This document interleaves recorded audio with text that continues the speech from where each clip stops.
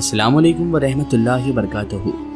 آج جس عظیم اور روحانی شخصیت کے مالک کا تذکرہ ہم آپ کے سامنے پیش کرنے جا رہے ہیں، انہوں نے پورے بر صغیر ہندوستان کو اپنی نور کی روشنی سے منور کیا۔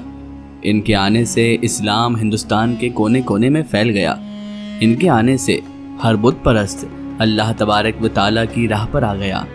جی ہاں ناظرین محترم، ہم بات کرنے والے ہیں خواجہ خواجگاہ، والی بے کسا، شہنشاہ ہند، عطائے رسول، آل نبی، اولاد علی، حضرت خواجہ معین الدین حسن چشتی سنجری اجمیری المعروف غریب نواز سرکار کی، آپ کی کرامات، آپ کی سوانح حیات، مکمل داستان سرکار خواجہ غریب نواز رحمۃ اللہ تعالیٰ علیہ کی۔ کس طرح آپ ہندوستان میں تشریف لائے، کس طرح راجہ پرتھوی راج چوہان نے آپ کو بار بار پریشان کرنے کی کوشش کی، اور کس طرح سے ہندوستان سے کفر کا خاتمہ کر کے اسلام کا پرچم سر بلند ہوا، یہ ساری معلومات آپ کو اسی ایک ویڈیو میں مل جائے گی۔ تو آپ سے بس اتنی سی گزارش ہے کہ آپ اس ویڈیو کو اینڈ تک ضرور دیکھیے گا۔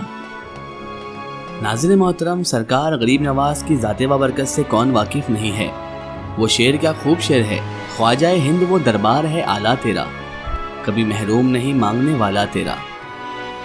جب حضرت خواجہ معین الدین چشتی المعروف غریب نواز رحمۃ اللہ علیہ کے والد گرامی کی وفات ہو گئی، تو اس کے بعد ایک باغ اور ایک چکی ورثے کے طور پر آپ حضرت خواجہ غریب نواز کو ملی، یعنی آپ کے پاس ایک باغ اور ایک چکی وراثت میں آپ کو ملی تھی۔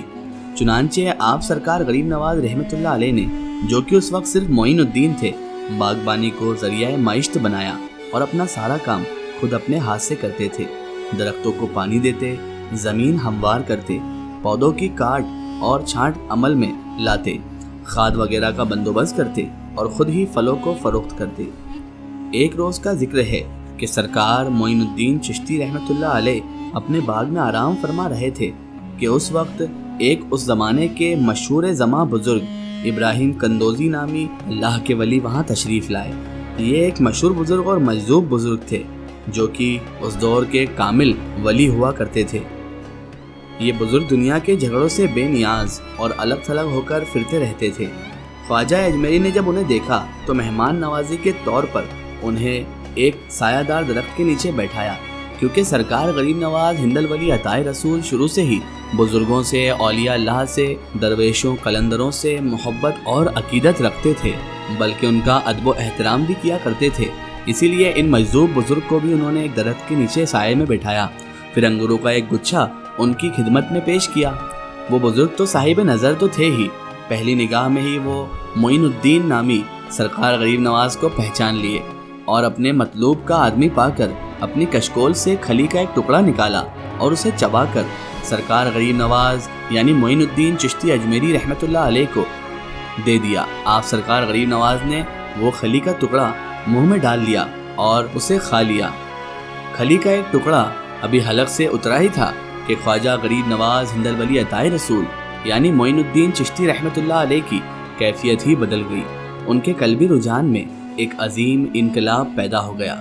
زندگی نے یکسر پلٹا کھایا اور عشق الہی نے دل پر گہرے اثرات مرتب کر دیے۔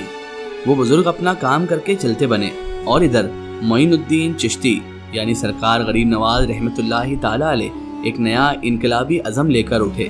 باغ، چکی اور دوسرا تمام اثاثہ فروخت کر کے ساری رقم فقراء اور مسکین کو تقسیم کر دی، اور خود خدا پر توکل کر کے تنے تنہا نکل پڑے۔ حضرت خواجہ معین الدین چشتی جب سفر کرتے کرتے سبزوار میں آئے تو وہاں ان دنوں یادگار محمد کی حکومت تھی، جو بڑا بے دین اور بد اخلاق شخص تھا۔ ہمیشہ ناچ گانے اور عیاشی کے سوا اور کوئی اس کے پاس کام نہ تھا۔ اس نے اپنی سیر و تفریح کے لیے باہر ایک باغ تعمیر کرا رکھا تھا، جس میں نہایت صاف ستھرا حوض تھا۔ خواجہ اجمیری معین الدین چشتی سرکار غریب نواز رحمۃ اللہ تعالیٰ علیہ جب اس باغ کے نزدیک پہنچے تو کیونکہ سفر کے باعث بہت تھکے ہوئے تھے اور پانی کی ضرورت تھی، اس لیے باغ میں حوض کے کنارے پہنچے۔ غسل فرمانے کے بعد آپ حضرت غریب نواز رحمۃ اللہ علیہ نے نماز ادا کی اور پھر تلاوت قرآن میں لگ گئے۔ اتفاقاً اسی روز مشہور ہوا کہ یادگار محمد اپنے باغ میں سیر کو آ رہا ہے۔ ایک درویش جو خادم کی حیثیت سے حضرت خواجہ غریب نواز رحمۃ اللہ علیہ کے ہم رکاب تھا، یہ خبر سنتے ہی دوڑا ہوا آپ کے قریب آیا اور عرض کرنے لگا، مناسب ہوا کہ ہم باغ کے باہر چل کر ٹھہر جائیں آپ اس کی گھبرائی ہوئی صورت دیکھ کر مسکرائے اور سرکار غریب نواز رحمۃ اللہ علیہ نے ارشاد فرمایا، اگر تمہارا جی چاہے تو چلے جاؤ اور اس درخت کے نیچے جا کر ٹھہرو، میں تو یہاں سے نہ اٹھوں گا۔ وہ خادم تو حسب اجازت اس درخت کے نیچے چلا گیا جس کی طرف آپ نے اشارہ فرمایا تھا، اور ادھر شاہی فراشوں نے حوض کے کنارے حضرت خواجہ غریب نواز ہندل ولی عطائے رسول رحمۃ اللہ علیہ کے برابر ہی اپنے بادشاہ کے لیے قالین بچھا دیا۔ وہ چاہتے تھے کہ حضرت غریب نواز رحمۃ اللہ تعالیٰ علیہ سے وہ اٹھنے کو کہیں، مگر نور عرفان کے ان پر ایسی ہیبت طاری ہوئی کہ کچھ کہنے کی ضرورت نہ ہوئی۔ سرکار غریب نواز رحمۃ اللہ علیہ کا نورانی چہرہ دیکھ کر ان کے اندر اتنی ہمت بھی نہ ہوئی کہ وہ ان کو اٹھنے کا کہتے۔ اتنے میں خود یادگار محمد بادشاہ وہاں پر آ پہنچا اور حضرت خواجہ خواجگاہ والی بے کسا شہنشاہ ہند خواجہ غریب نواز رحمۃ اللہ علیہ کو اپنے قالین کے برابر میں بیٹھے دیکھ کر نہایت برہم ہوا اور اپنے خدمت گاروں کو سخت و سست کہنے لگا، انہیں ڈانٹنے لگا اور کہنے لگا، اس فقیر کو یہاں سے کیوں نہیں نکال دیا تم لوگوں نے؟ یہ کلمہ سنتے ہی حضرت خواجہ غریب نواز رحمۃ اللہ تعالیٰ علیہ نے سر اٹھایا اور اس پر جلال و غضب کی ایسی نظر ڈالی کہ اس کے ہاتھ پاؤں میں لرزہ پڑ گیا، وہ کانپنے لگا اور اسی حالت میں تھر تھراتے زمین پر گر کر بے ہوش ہو گیا۔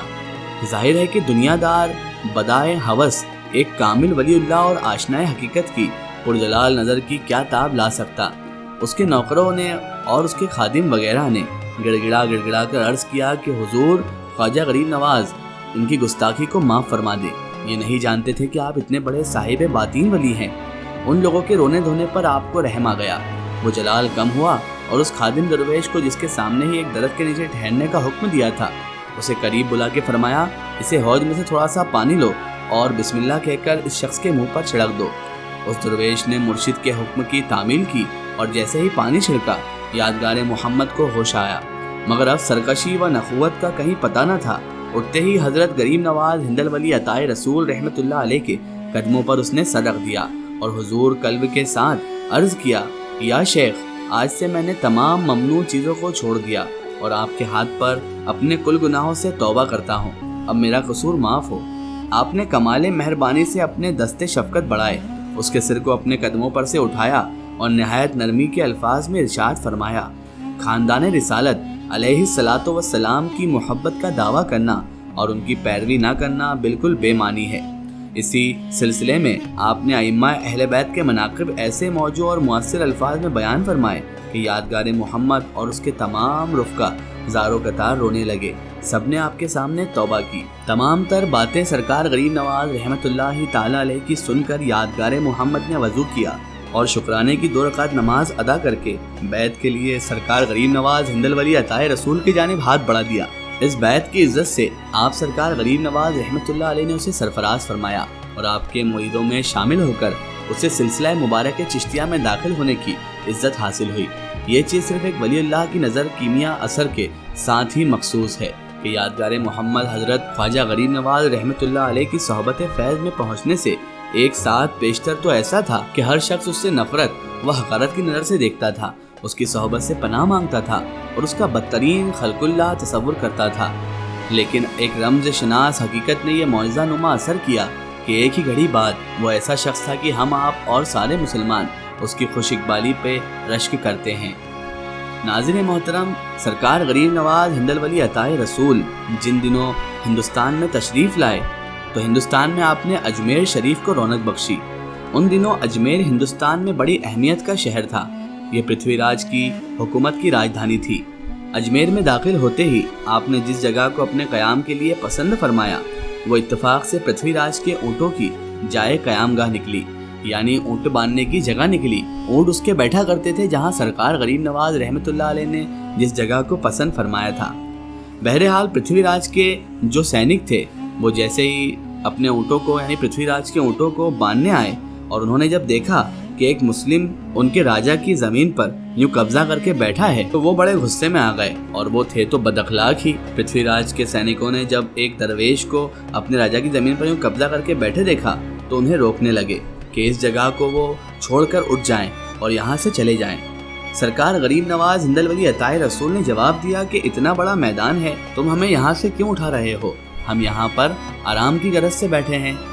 تو وہ سینک کہنے لگے، او بابا، کیا تمہیں نہیں پتا یہ جگہ راجا کے اونٹوں کے بیٹھنے کی جگہ ہے، یہاں راجا کے اونٹ بیٹھا کرتے ہیں۔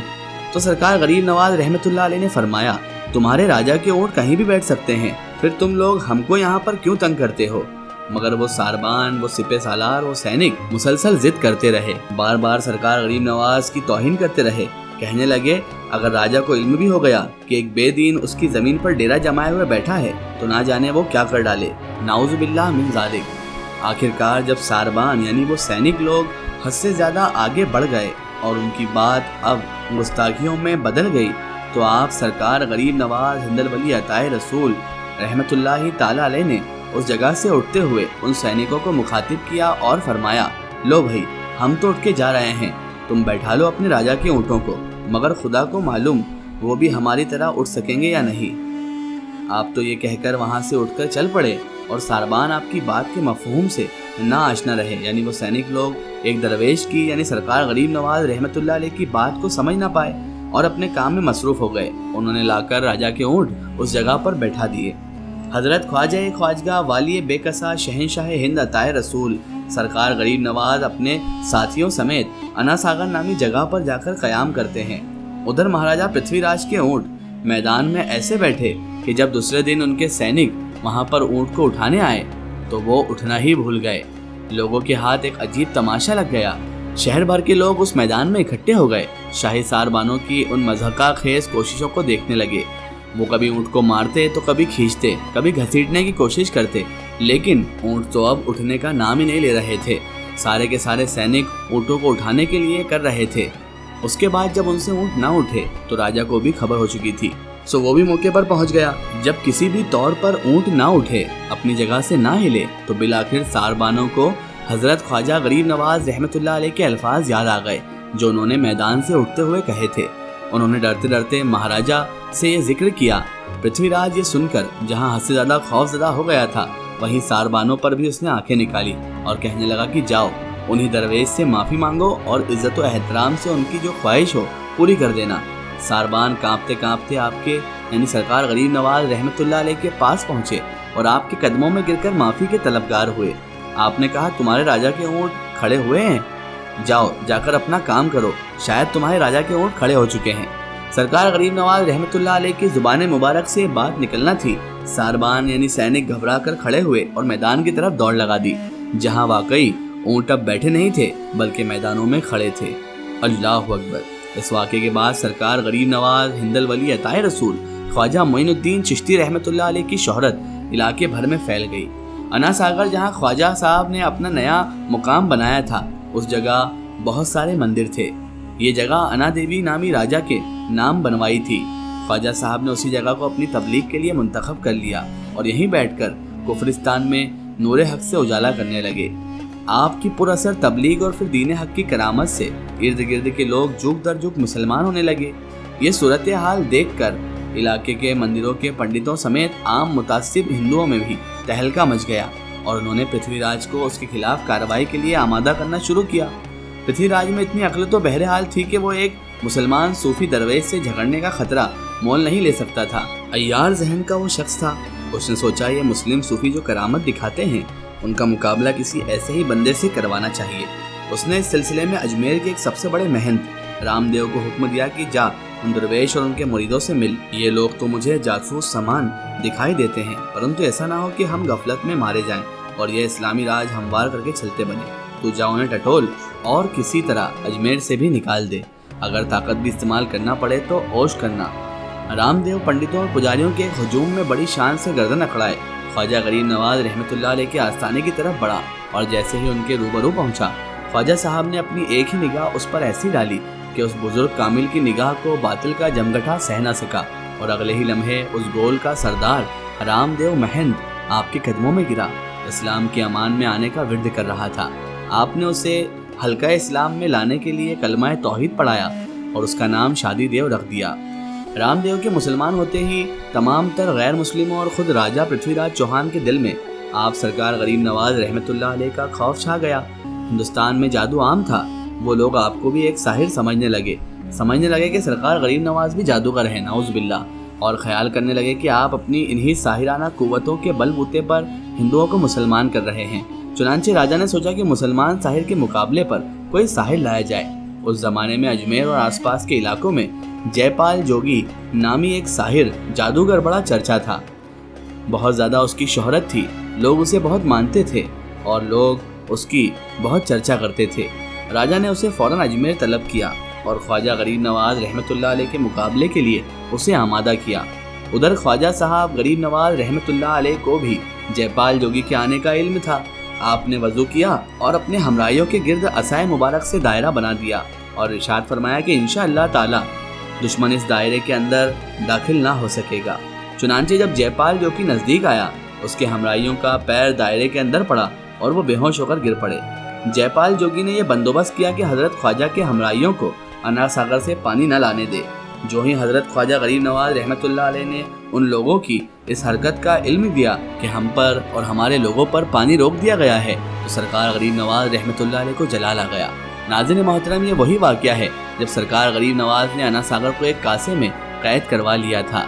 जब सरकार गरीब नवाज उनके हमराइयों पर जयपाल जादूगर के कहने पर पृथ्वीराज ने पानी बंद कर दिया, तो लोगों ने देखा कि सरकार गरीब नवाज रहमतुल्लाह अलैह जलाल में आए और शादी देव नामी अपने मुरीद को हुक्म दिया कि ये कासा लेकर जाओ और अना सागर को हुक्म देना कि अना सागर, सरकार गरीब नवाज का हुक्म है कि इस कासे में समा जा।